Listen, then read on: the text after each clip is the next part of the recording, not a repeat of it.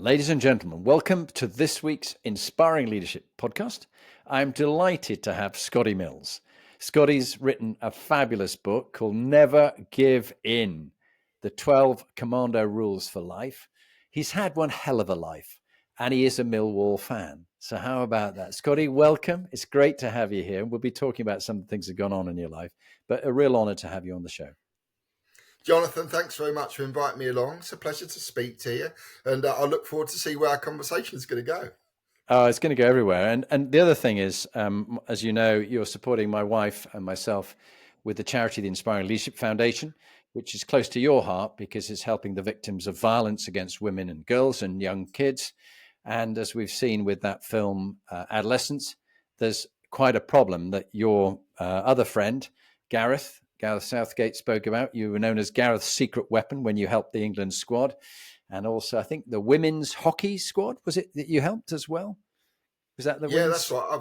Yeah. Indeed, I've worked with several of the women's teams, sort of national or international level as well. Yeah. So it is something that's close to my heart. And I did hear Gareth speak about that, and it's fascinating. You know, he's a very intelligent, articulate man, but he also sees things for what they are as well, and he can make a real difference when he speaks. People listen. He has some gravitas to what he's saying, and the way that he put that together, and you could see how genuine and authentically he spoke. I thought it had real impact. No, it really does. But so do you in your stories. I mean, I listened to your audio book and you know your stories. And when I looking forward on the 10th of July, we're listening in 10th of July. Scotty will be speaking along with another number of high profile speakers at the London Velodrome, the old Olympic Park, before we set off on the ride to inspire. So come along and be inspired. Inspire Leadership podcast. We'll give you a link to this both here and on our Inspiring Leadership Foundation site. But Scotty will be speaking along with others. So Scotty, I'm looking forward to that. Let's begin. What are you doing now, Scotty? Because you're clearly a very motivational speaker. You've been helping out so many different teams around the world, firms and organizations. Tell us a bit about what you're doing now, Scotty. Yeah, so I left in 2019, and I'm sure we can have a chat about that transition. Personally, I was lucky enough to have done a full career in Her Majesty's, now His Majesty's Royal Marines, Britain's Commandos, the Green Berets, and it's one of those lucky ones that when I left, I felt as though I'd completed everything I could have dreamt of, probably, and more, and that made the transition a lot easier. So it just so happens that transition coincided with lockdown and COVID and all that business. So it's a great time to write a book, which I'm sure we'll speak about in a bit. But also that sort of enabled for a nice firm line in the sand from which to then project onwards onto the next part of the career. I've done quite a lot of public speaking in the Marines, as an instructor, as a leader, as a Royal Marines officer.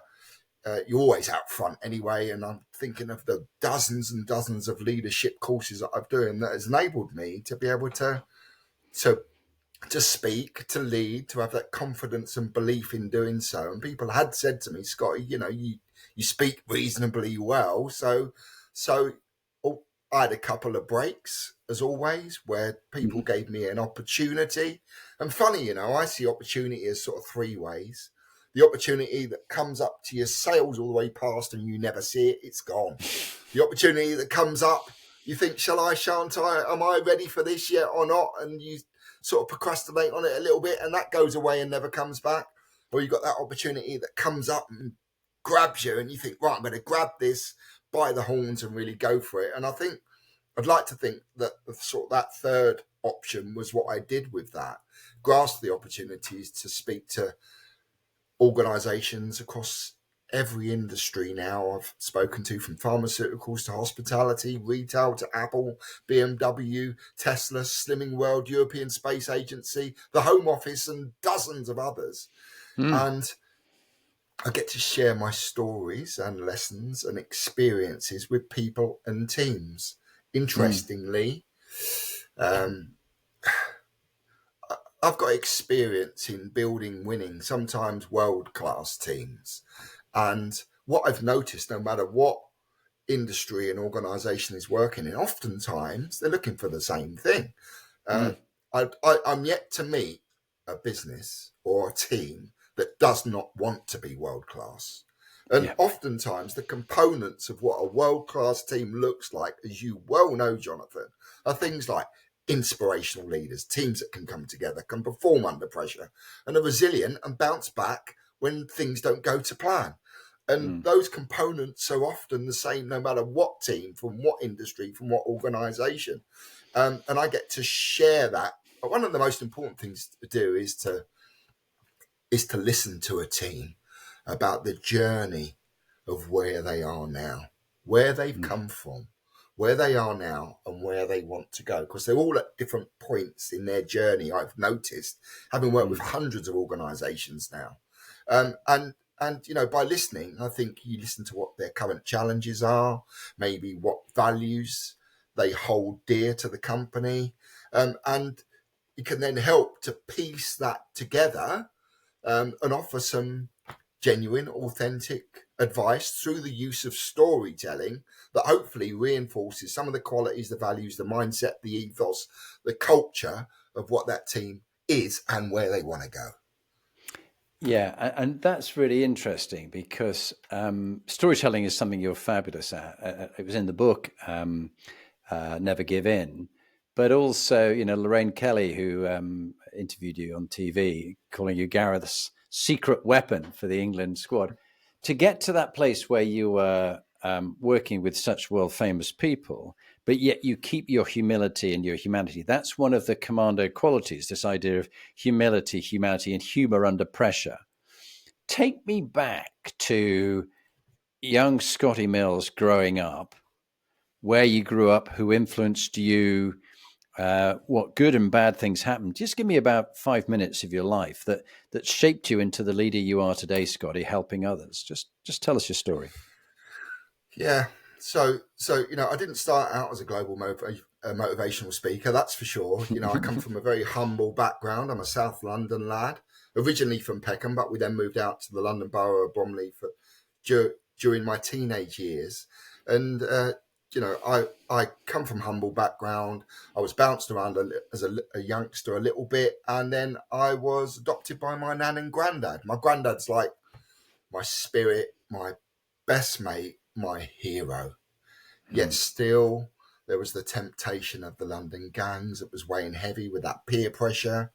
And, you know, I'm fairly certain had I not inadvertently joined the Marines, then I would have ended up join a London gang, go on drugs, go to prison, die early. That was probably the trajectory of where I was headed. And funnily enough, I remember points in my younger life, even during my primary school life, where some of that was reinforced. I recall a story, Jonathan, where, you know, there was a group of us who we got taken to Buckingham Palace, looking through the gates at the changing of the guard, you know, one of those school trips that we did. I remember there was a group of young kids who looked just like me, and there was of which I was one, and we were looking through the gates. Didn't know what I was going to become then while I'm looking at the changing of the guard and the army boys there. And I remember a teacher coming up to a group of us, and I've remembered it because it was memorable. And what was said by the teacher was, you can look through the gates, but people like you don't get to go in places like that. Wow. Now, you know, this was in the 70s. Things were different then, I understand. But, you know, that reinforcement of, you know your place, you're not going to be successful, you're not going to make anything out of your life. You know, it's unlikely that you are going to be able to achieve, you know, those things. If you get told them enough, it's bad enough as an adult when you get told that you're not going to be good enough, let alone as a young person. And that really, really reinforced to me at an early age, where I genuinely believe that I was destined for a life of non-achievement and probably a life of crime. And you know, one fine day, in fact, my nan and granddad had saved really hard for me to have these skates, right? I was after these brown suede Bauer skates. They'd saved for 2 years. They had nothing. Yet, you know, we were living in tower blocks and stuff. And my nan and granddad saved really hard for me to have these brown suede Bauer skates. Picture the scene. I had burgundy leg warmers. I had two-tone jeans, a Sergio Tacchini tracksuit with detachable arms. And my afro was once so big that I once found a full-size HB pencil in it I didn't even know was there. And, and you know, I had these skates and I was really proud of them. I was going down to Streatham, South London, because they got the ice rink there. And I had the skates over the shoulder. And as I was walking down the high street, I was about 15, 16 by now. But I used to love skating, roller skating and ice skating. And as I walked down the high street, down towards Streatham Ice Rink, it started to rain. I didn't want to get my skates rusted because I had a lot of respect for them. I knew how hard Nan and Grandad had saved for that. And I dived into the shop. And true story, as I've dived into the shop frontage, what I've inadvertently done is that I've walked into the Royal Navy and Royal Marines recruiting office.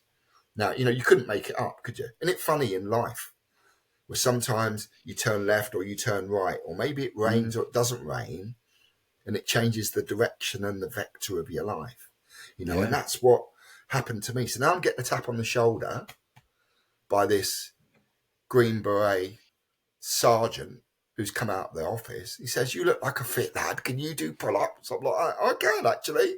I was quite fit then. He's dragged me inside. I'm hanging off one of those pull-up bars, you know, the ones on the inside of the doors. Got my skates over my shoulder still. I'm doing a few. And he said to me something that was the opposite of the message of what the teacher had said that day, years before. And he said, "Young man, I see some potential in you. Have you thought of joining the Marines?" Gave me the paperwork. I went back to go and see the one person who I knew that had my back, who didn't want anything from me. That's my old granddad. I knew that he'd served alongside some of the Marines in the war because he'd mentioned it once or twice. And he said to me, "Son," he said, "that is the longest and the hardest training in the world. But if you get through that and earn your Green Beret, it will change your life forever." And of course he was right. And it did. And you know, several months later, after doing a 3-day selection course and all of the recruiting selection tests that you have to do, like you'll remember, you have to do psychometric tests, you have to do an interview, you have to do a medical, you have to do a pre-joining fitness test, and you get through all of that, and eventually they send you to Limpstone. And when I walked in through the gates, I saw these instructors with their Green Berets. Oh, that's the Green Beret. I keep it close. Yeah. They were living their lives by a different metric to me. Yeah. They were talking about humility, integrity, understated excellence. I was hooked straight away. I mean, if you speak to the youngest recruit all the way up to the oldest veteran, and anybody that served in the 360-year history of His Majesty's Royal Marines, they will instantly be able to tell you about our commando values. Courage, determination, unselfishness, and the one we mentioned before, cheerfulness in the face of adversity. Why is it that the youngest, least experienced people of our organisation can tell you about its qualities, its values, its mindset, its ethos, its culture? Well, having a couple of decades later on gone on to go and be one of the officers in command of all the Royal Marines training at Limpstone, what we do is we take these words off a poster on the wall and we place it within people, and we demand that those qualities and values become a way of life. And it becomes part of the central DNA strand that runs through them. I mean, you cut me open and I am green inside, without a doubt. And these qualities and values, you know, the way that we do it isn't very subtle. You know, we're Marines after all. We make them cold and wet and tired and hungry. We give them something to do they can't do on their own. We might even give them something to lead. And as we teach and they listen, we coach and they practice, we mentor and they develop. And through teaching and coaching and mentoring and support these young people through their careers, we assess them against our commando qualities, our language. We use them every day. And when they speak back to us, they talk to us about our qualities, because what we hold dear, those qualities are inextricably linked. That little bit of green cloth that I just shown you, that we're proud to call our Green Beret. That is the foundation of every single Royal Marines commando that has ever been through training. Yeah, well, Scotty, it's very inspiring reading about your life and talking with you. And we had a guest on whose podcast is going live as we're recording. It's going live next week, which is Al Carnes, the Veterans Minister. And he said, Scotty Mills trained me at Lympstone. And of course, he went on to do many brave things. And I've just sponsored him, and we've put the link on my newsletter for people to support the Mission Everest that they're doing as they're trying to raise money and funds for the children and the wives left behind of the servicemen who were killed.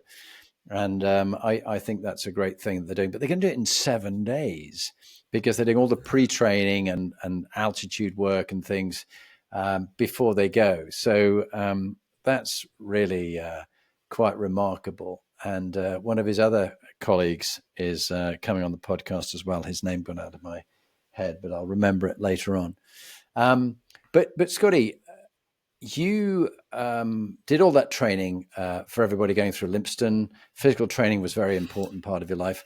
And then one of the roles you had was to be the commanding officer of the multidisciplinary team of recovery specialists, rebuilding the lives of battle-scarred, physically injured, and mentally broken servicemen and women across all 4 armed services. That was crucial, but also it must have been very tough for you and the men and women who were helping those people, seeing how broken they were physically and mentally. Do you want to talk a bit about that, Scotty? Yeah, it was the hardest job I ever did in the Corps. And, we've seen that Royal Marines got particularly smashed during the Afghanistan and Iraq years as well. And we were watching young men coming back with terrible injuries, gunshot wounds, amputees, post-traumatic stress, blast injuries. And because of the innovations in medical technology, we were able to get people off the battlefield very quickly who normally would have died. So now we've got quite a large contingent of wounded, injured and sick Marines who have needed support and will continue to do so. So the likes of Al Carnes being really present and focused and supporting our charities is so important. I did take Al through training, and he ended up being the Royal Marines light heavyweight boxing champion. Actually, I remember that for sure. And to watch him get his Green Beret, he turned into a very good Marine, but then he went on to go and do mountain leader training, SBS training, became a commissioned officer, and just watching him go from step to step, earned military cross. He's a war hero. He's a brave guy. And then, to see him do all of his achievements and accomplishments and now becoming a member of Parliament, I'm watching his career even closer now, because he is somebody who I don't always see it when I look on the TV over at Westminster, and I've met a few politicians in my time. I've got to be honest, I'm yet to be totally inspired by anyone, really. And someone like Al, who I know embodies those commando qualities, somebody who's humble, so somebody who is selfless. These are the types of people that join the military, that join our armed forces, and these are the people who need our support when things don't go to plan, when things don't go well, and they need us at our time of greatest need. And someone like Al in that position to be able to make a difference as a member of Parliament, he's the type of guy, and I can't say that to many, wherever he went, I would follow him for sure.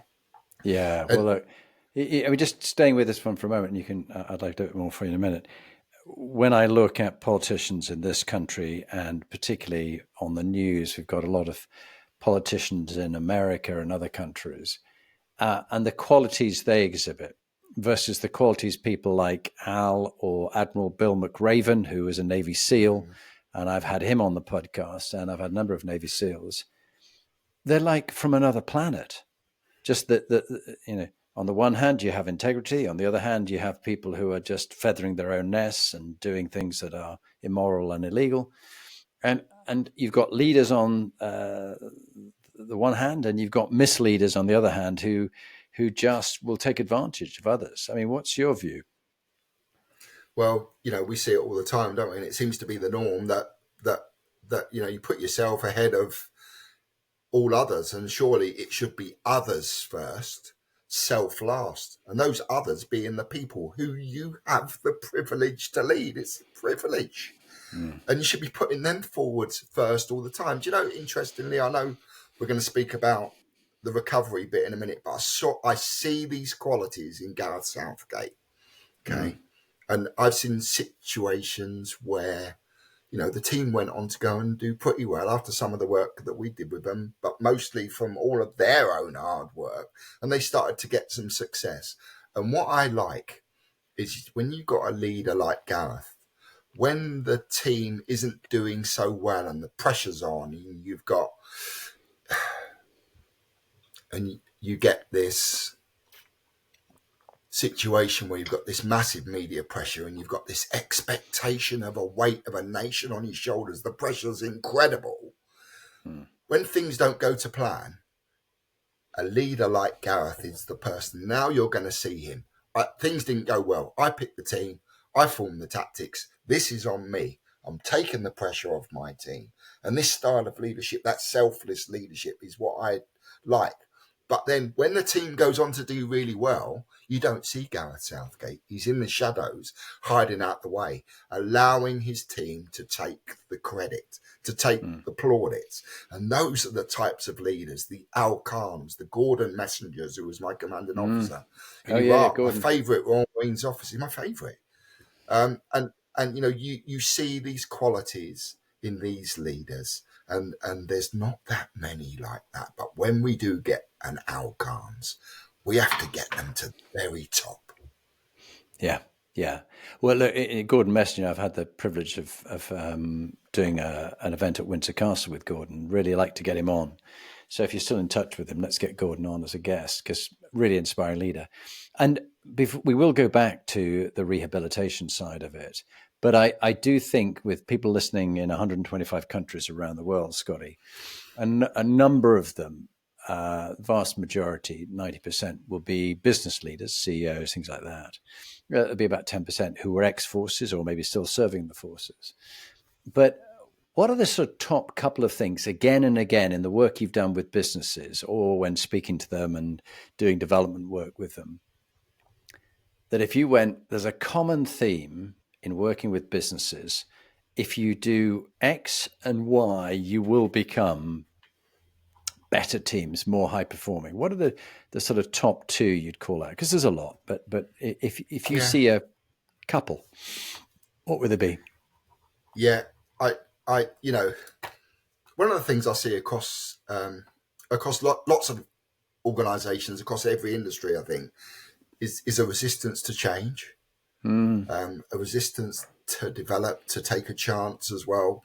And I can see some of the businesses are really trying to move forwards and to change. But then you've got, on many occasions, I see that I listen to them and they say one of their biggest challenges is helping their team move along with the change and allowing them to catch up. And that's one of the first ones, I suppose, that growth mindset, that willingness to change is probably a key part. Another thing I see all the time, and I'm hearing this phrase called siloed working. Oh yeah. And this probably comes out every week in the talks and discussions and questions that we have, whereby things have changed a little bit, and you've got a lot of people that are working from home. How do we pull our team together under common values, driving towards the same goal when we're interacting with each other so much less?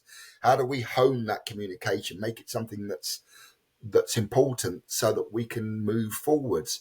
And I see that as a real challenge for teams, that are disjointed. And this is why you get the importance of having really strong values, inspirational leaders that can pull teams together, and understand how to pull those different components, understanding about skill sets and diversity. How do you form a team? And it's interesting, you know, coming back to the Marines, that the Marines are full of different characters that have the same mindset. And by understanding and doing that, your brother that serves shoulder to shoulder with you may see things in a different way, but we respect each other's differences. And this diversity is something that when you can pull it together within a team, within a business, within an organization, no matter what industry you work in, when you can truly celebrate diversity and for it to actually mean something, you can pull a team together and you realize that your collective performance can reach so much higher than any one individual superstar ever will. Just stay with that one for a thought, because I've just been on a conversation running an offsite with a CEO and his executive team. And one of the things they've all been saying in the feedback is that they all have their specialist siloed areas. When something goes wrong, they go, well, it wasn't me. My bit's fine. I've done my bit. Someone else goes, well, my bit was fine too. And someone else goes, well, my bit was fine. But like, who's taking accountability? And what would get this group of very competitive, very highly comparative executives, all highly paid, to collaborate much more with each other? And rather than going, I've done my bit, rather than go, how can we together solve this? They're all, you know, looking after their own areas, but they're not coming together. What would be your advice to that group? Yeah, this is about taking ownership and responsibility, isn't it? And you know, surely the tone and the environment for any organization must be driven and come from the top. And if, you know, you do need inspirational leaders that will drive this change, that you know, one of the things that I got taught was, as a leader, you become the standard that everybody aspires to. If you go onto a parade square as a commanding officer with 600 Marines there, there's only one person there that is being inspected 600 times, and that is that commanding officer. All 600 of them are inspecting him, even though he's the boss. He's the top guy. And you have to be immaculate. Your standard has to be the standard that others aspire to. And if you can set that tone and environment for your team, then it will trickle down, because they'll see how to behave and how to act. And creating positive habits like that is taking your team forwards in a positive direction, as opposed to the other way. Yeah, it's so true, and I'll take that with me. That even when I think about my troop, when I was in the Royal Signals, I was inspecting 30 soldiers, but actually I was just being inspected 30 times. I won't forget that one now. And yeah, lead by example. I was talking with you before we started, Ian Buckley, who was a Royal Marine Commando private soldier who went in the Royal Signals all the way to becoming a captain, and then a lieutenant colonel, actually, in the end. But he was my very first person. And he taught me to lead by example. He taught me how soldiers think and what they expect from me, to go the extra mile for them and not be selfish and make it all about me. Let's go back to that really important role of rehabilitating all those people, getting them to recover the lives of battle-scarred, physically injured, mentally broken servicemen and women. Tell us about that, and what is the lesson really that you take from that into the different businesses you're working with? What did it teach you? Yeah, I first of all, it's an extremely hard job, and you know, and we were in the process and in the business of rebuilding lives. And first thing I think probably realised was, you know, we had 100 serving Royal Marines, Navy, Army and Air Force. We had a smattering of each of those as well. So it was across all three services, indeed, because we would look after some of the local guys who had been blown up in the Army, in the Navy, in the Air Force and stuff as well. So So first of all, we were tri-service. Secondly, whilst we had 100 service people, but actually what they were was patients. You then realise that, I had a very small multidisciplinary team who were incredible. 28 staff of consultant level doctors, psychiatrists, physios, occupational therapists, social workers, and the like as well, that were supporting in rebuilding these teams. It was extremely complex. And you get to realise, of course, that actually it's not just the service person that's been injured that has the issue, because obviously you've then got a family group around him or her that have also been affected and also need support as well. This all of a sudden, you've got 28 people looking after not just 100 Marines, Navy, Army and Air Force, but it's probably, plus their family group, you've got 300 or 400 people, and it's extremely complex to put together recovery plans based around, the social aspects, the physical aspects, the mental health aspects as well. And oftentimes, some of the patients within Hasler Company, as we used to call it, they'd plateaued on their recovery, or maybe actually, in the case of some of the mental health conditions, you didn't know what tomorrow held for them. And that was one of the things that really struck me, speaking to one of the patients there who was suffered from terrible post-traumatic stress. He said to me, Scotty, I don't know what I'm going to be like tomorrow. And that really struck with me, that inability to be able to plan what even tomorrow's going to look like was such a debilitation to this young Marine. Couldn't plan his life, couldn't come up with goals, couldn't even see beyond what tomorrow looked like. And that really brought it home to me, some of the complexities of these multiple injuries and illnesses as well. We had cancer patients and that as well. It's an extremely, extremely difficult job trying to help to rebuild the lives of some of the people who I knew and got to know. In their time of greatest need, they needed us to be there, and we didn't always get it right. We didn't have all the answers. That was most definitely the case, and we didn't particularly have much training towards this area specifically, but we certainly did our best. And it was quite an emotional role for 2 years. I do really take my hat off to you, and obviously I've met people like John White and Mark Ormerod and Jason Fox, who had PTSD, and some of them are so much more inspiring than able-bodied people who haven't had any injuries, that they're carrying on with their Royal Marine Commando attitude, which I just find so fabulously inspiring. Now, on a slightly different topic, you also have worked with some amazing teams in business, in sport, and the like. If there was a couple of themes about what make great teams that you've helped them with, Scotty, what would you pick up as a bit of advice to people listening? They're trying to make their business team better. They're trying to make their sports team better. What would you say time and again is a common theme that you help them with? It's got to always come back to togetherness and that respect for each other. I think, if you happen to have leaders within that team who understand that by bringing a team together, like an American football huddle, if you like, how do we bring our team together like that? Like when we're Marines going on the front line, in helicopters, on operations, first on the ground.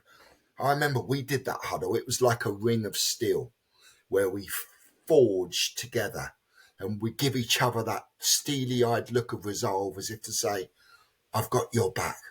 I trust you. I will never, ever let you down.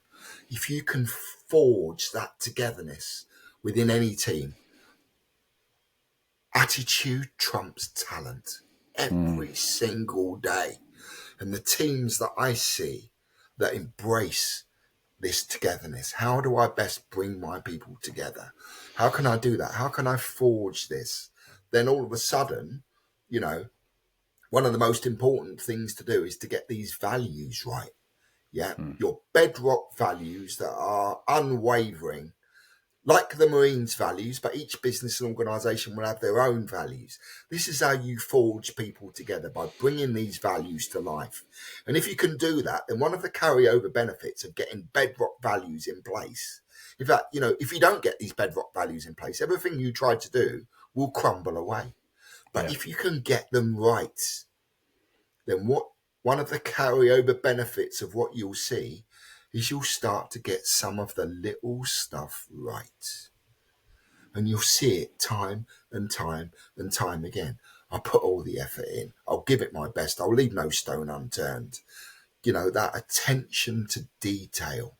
If you are prepared to put in that hard graft, not just for yourself, more for the others around you, then you'll see some of these carryover benefits as the team grows and as the team grows. And, the Marines put you in these situations all the time. Often in business, I see leaders say things like, we got to step our game up. I want 120% out of you this term. No, come on, all of you. I need 150%. And if you've been giving you all, that to me, that wouldn't necessarily motivate me. But what the Marines do, and I think armed forces in general, is that we take our people to what they think their limit is, normally physically. And then when they feel as though they can't give anything more, when they're physically shattered, then we ask them to step into the realms of mental fortitude. You'll have experiences like that, Jonathan. I know, having done P Company, where we ask you to take one more step forward, climb one more metre higher, crawl one more metre on the ground, and you grow your 100% just a little that day. And then the next day, we're going to take you to your new 100%, and we're going to grow that a little bit the next day. You times that by 32 weeks of the longest and hardest training in the world. You times that by 32 years of my experience leading Britain's commandos around the globe. You can smash the glass ceiling of anything you ever thought was possible. And it's where some of those most impossible dreams can start to come true for you and for your team. This is how we forge teams together. It's very inspiring. And Scotty, I mean, I know you've had a lot of success certainly when you were serving, you'd get, squads of footballers or hockey players, whatever, come and spend some time with you, being put through some really out of body experiences, quite uncomfortable, crawling through muddy tunnels and being wet and cold and the right. But when you have to do development work with people who are in an office or at an offsite, and you haven't got that environment, which you and I know well, what exercises do you find work quite well to try and bond a team together who are all just sitting back a bit going, come on, you impress me, Scotty. You walk the gauntlet of my scorn. Yeah, whatever, this soft, fluffy stuff. We don't do soft, fluffy stuff. This is boring. Let's get on with the business stuff. How do you work with those kind of people in that environment? Yeah, I think it's really important to, first of all, inspire. One of the things that's running through my mind all the time when I'm working with a team is I don't know them from Adam mostly. So I need to do something that hopefully is going to inspire them. Because what I've found is if I can inspire people, then they're more likely to engage with me. Things will land on them better. And if I miss the inspire bit out, then people won't engage with you so much. So I start off with inspire, hopefully inspire them somewhere along the lines with some motivational talk, with some authentic anecdotes, with some stories, and take them for a journey, hopefully where they feel inspired. And one of the things I always try to achieve is to deliver something that's meaningful, that they will remember forever, that touches their heart and touches their mind. And I've found it, if I can do that, then they're more likely to engage with me. And of course, when people start to engage with you, then you can help them to develop and you can help them to change. And as a leader, I don't care what business, organizational industry you're in, you've got to find a way to inspire your people. Try and inspire them every day, because it's good leadership to do that. Because if you can find a way to inspire your people, then they will bleed for you on the battlefield, just like my Marines do. Yeah, this is a very interesting one. You're onto a really rich vein here.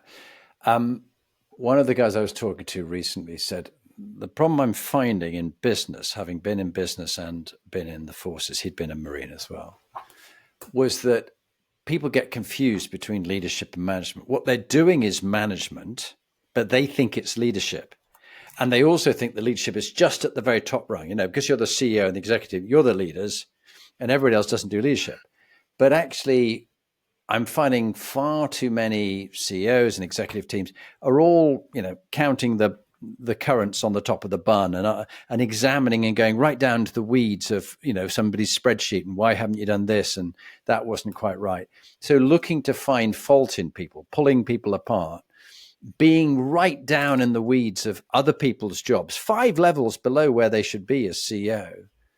What would you do with people like that? How do you get them to, oh yeah, these offsites, I'm not sure about them. I'm not, do we really have to do them? They're the CEO and they're not even committed to it, to the team building. So what do you do with someone like that? Now, I haven't got all the answers, but I think I like to simplify things. And I think that can sometimes help. So I think what you've just spoken about, I think I'd like to simplify that down even more. And I believe Scotty's take is that managers manage tasks, the leaders lead people. Yeah. And I keep it separate like that, keep it as simple as that as well, because as a leader, you have to then have the savvy to create time and space. And you can only really do that when you don't micromanage, when you trust and empower your team to work at their level. That allows you to take a step back, to take that metaphorical knee that we speak about, that tactical knee, yeah, and then you're thinking out and up, as opposed to micromanaging down, and you get everybody chasing their tail, and all of a sudden you're not looking at the bigger picture, you're just dealing with what's in front of your nose, and then things start to get complex then, and you don't feel like you have control. And as a leader, trust your team, let them get on with their jobs, you do the thinking, you take a step down, and then think out and upwards about what direction you're going in next. It's really good. And you touch on another big problem in so many businesses that I'm coming across. It's the word trust. So the leader says to me either, I don't trust things and people, and that's why I have to check on them all the time. And the other one, when I ask them, how do you know when you have enough, either money or stuff like that? How do you know when there is enough? And their reply that year was, it's never enough. I never have enough money. I'm never happy enough with what I do. So there's never a standard to which they'll go, well done. And then they'll celebrate. They'll always be on their case, more and more and more. This idea that continual growth. But as someone once said to me, continual growth in a closed system is madness or it's cancer. And that's the only place in nature where continual growth in a closed system happens. It's cancer growing in your body and it kills the body. So growth up to a certain point, but you've got to celebrate and you've also got to trust and empower people and elevate and empower rather than doing their job for them. Often they say, oh, I've delegated, but I'm just finding fault in them. They're not really elevating people, lifting them and inspiring them. What's your thoughts, Scotty? Also, I think you can add to that as well. I recall I'd been promoted, and I was now working in an environment where I knew some of the guys and some of the girls that I was working with. I'd worked with them before, but now I'm at a new level and stuff. And I thought it was really important. In fact, I thought there was nothing more important than taking the time to get to know my team really well. Now, it's easy to say, but, I had lots of work to do, a million emails to do. But actually, the thing that had the most effect was taking 45 minutes to talk to every single member of the team, shake their hand, saying, "Great to see you again. You know, we're all forged as part of a team here. Is there anything I can do personally for you? Where are you in your life? What are your aspirations? What are your goals? How's your career doing? How's your family?"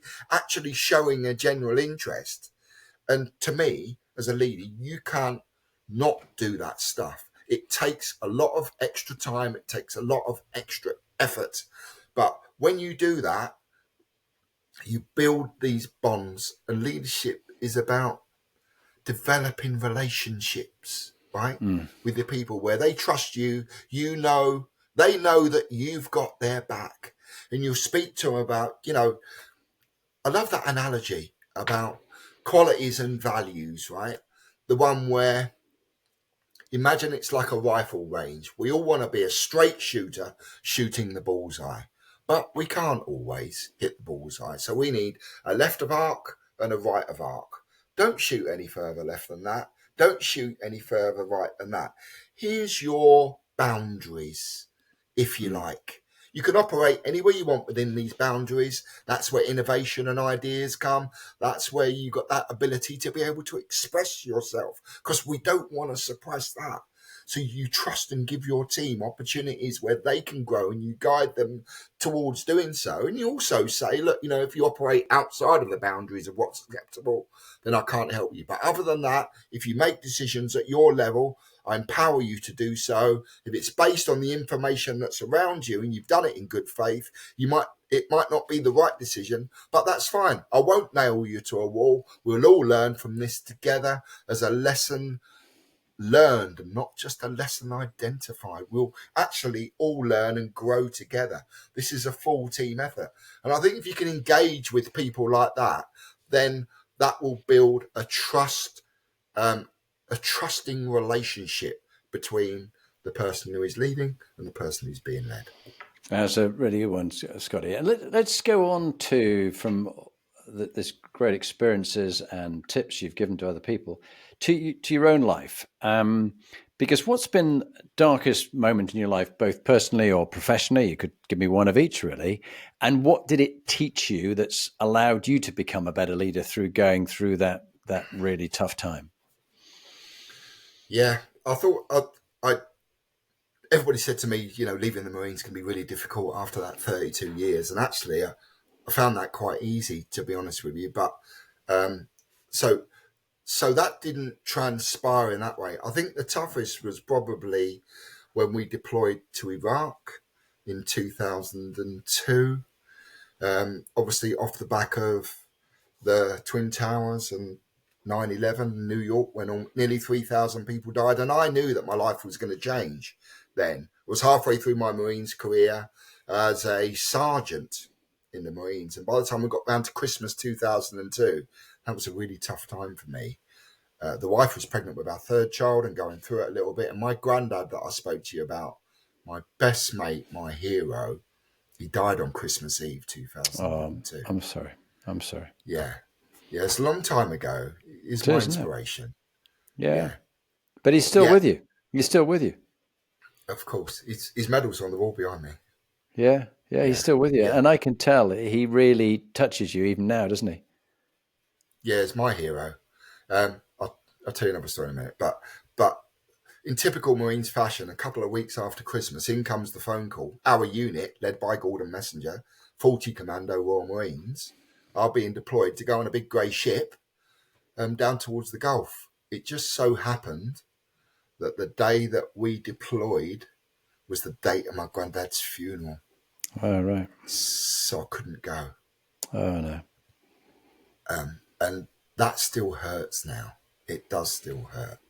Yeah. But of all the people who would have understood about sense of duty and service, it would have been him, right, Jonathan? Yeah. And that has helped me over the years, over a quarter of a century, come to terms with the fact that I couldn't truly go and say goodbye to my best mate in the whole world. That was a really difficult time to be deployed away, knowing that the wife's about to give birth, and you know, missing my mate's funeral was really tough.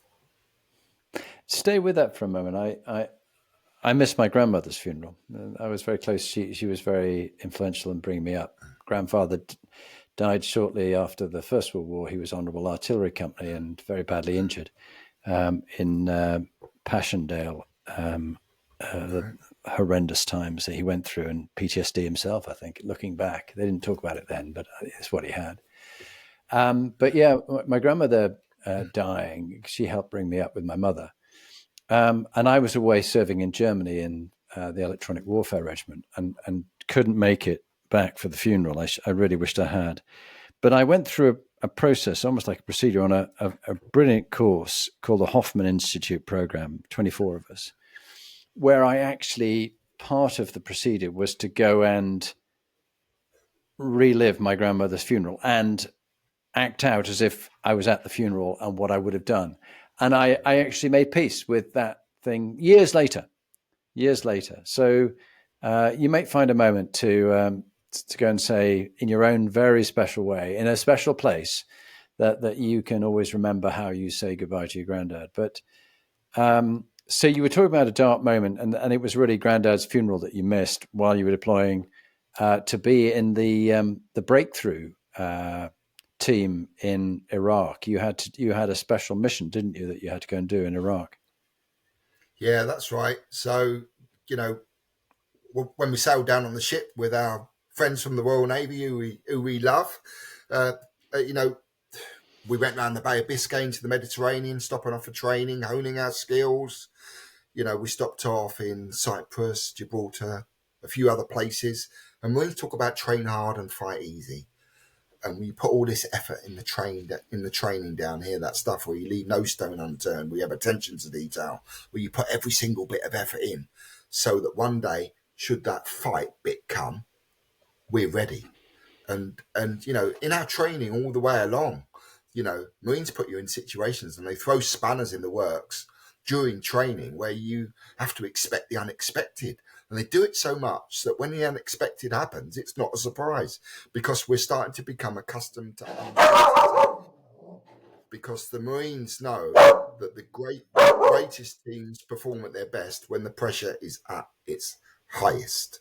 And we do know that. And as we've sailed down towards, we went through the Suez Canal into the Red Sea, around the Straits of Hormuz, still a very dangerous place. And then as we got stopped off for more training, UAE, Bahrain, we ended up in the desert in Kuwait. By the time we got there was now 330,000 coalition troops from 18 different nations that amassed on the Kuwaiti border, ready to go. And we were starting to hear that, it wasn't the Americans that are going to be going in first. It was likely to be the British. We didn't know by land or sea or air yet, because the plan was still being formulated. But there really is only one unit who are ready to go anytime, any place, anywhere, because of all the conditions that we train in, jungles and deserts and mountains. Coldest I've ever been in, with the wind chill, minus 76 degrees Celsius, Jonathan. That is proper chilly. You spit on the floor and there's ice before it hits the floor. Your eyes freeze together from the moisture. Every part of your body's got to be covered up or it will turn black and die. And having trained in all these different environments, Marines retain this very high operational readiness to go anywhere at a moment's notice. And that's still the same now. People and viewers will be pleased to hear. The Marines were chosen to go in first, and the Iraqis knew we were coming, thanks to the headlines all over the press, we're coming. It's not helpful, that at all, is it? No. And the Marines have got 3 units. So 40 Commando, based in Taunton, with 1,000 Marines in it. 4-2 Commando, based in Plymouth, with 1,000 Marines. 4-5 Commando, based in Arbroath in Scotland, with another 1,000. So that's the operational arm, if you like, of the Marines. I'm not giving any trade secrets away here. And it was our unit, 40 Commando, who were going to be the first on the ground to go in. 40 Commandos broken down into 6 companies of about 150 Marines. It was my company, Charlie Company, who were going to be the theatre entry troops of choice, first on the ground to start the Iraq War. The first 150 out, 1/3 of a million. This was getting serious. And it was at this time that we received our mission. And our mission was that 150 Marines from Charlie Company were going 3 3 helicopters, you know, Chinooks with the double rotors, waka, waka, waka, waka, those ones. Been in them a few times. I know you have. and you know, there'd be a troop of Marines in each helicopter. There'd also be a team of Navy SEALs in each one and an analyst. Essentially 3 bites at the cherry, where we'd have to take off and go to the southernmost tip of Iraq, a place called the Al-Four Peninsula. And within that is something called an oil regulation centre, which controls the flow of oil going into the Northern Arabian Gulf. And, you know, our mission was to get the analyst into place, to plug a computer in, to take control of the flow of the oil.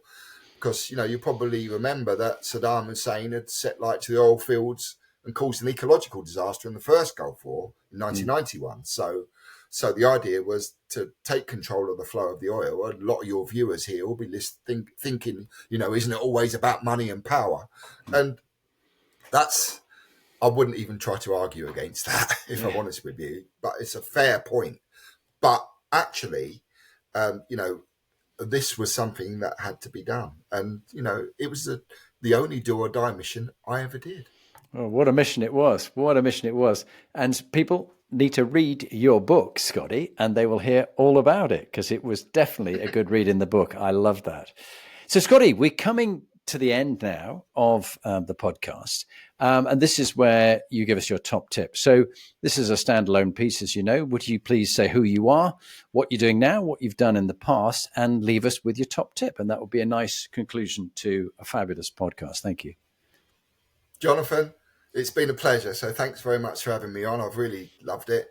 My name's Scotty Mills. I've just come off the back of a 32-year career in Her Majesty's, now His Majesty's, Royal Marines, Britain's Commandos, the Green Berets, where, as my last job, I was head of performance for all 6,500 Marines, both from a physical training perspective, but also from a mental fortitude perspective. Supreme privilege of a job, working with some incredible people, where I ended up as the highest ranking Black Royal Marine officer in history. After a 32-year career, I now work with businesses and teams across every industry, helping them to develop those qualities and values and that commando mindset that the Marines are renowned for. Fantastic. Well, look, what's going to be your top tip? Leave us with a top tip, Scotty. What would be your top tip to people listening around the world? I think there's 3 things that really stick out for me. Okay, first of all is the same as my Green Beret here. What this means, okay, live strong values in your life would be number 1. The second one is to be a team player and put others before yourself. Yeah. And finally, and most important of all, and is the title of my book, never, ever give in. Never give in. Scotty Mills, an absolute privilege having you on the podcast. And thank you for all you do for so many people and what you're going to do to help the Inspiring Leadership Foundation and people who are less fortunate than us, the victims of violence against women and girls, which, as we're seeing, is happening more than ever before, as certain politicians try and get rid of diversity, equality, and inclusion and think it doesn't exist. It's actually getting more serious that we do more about it. So, Scotty, thank you for all you do. Been a real great podcast. It's a pleasure, sir.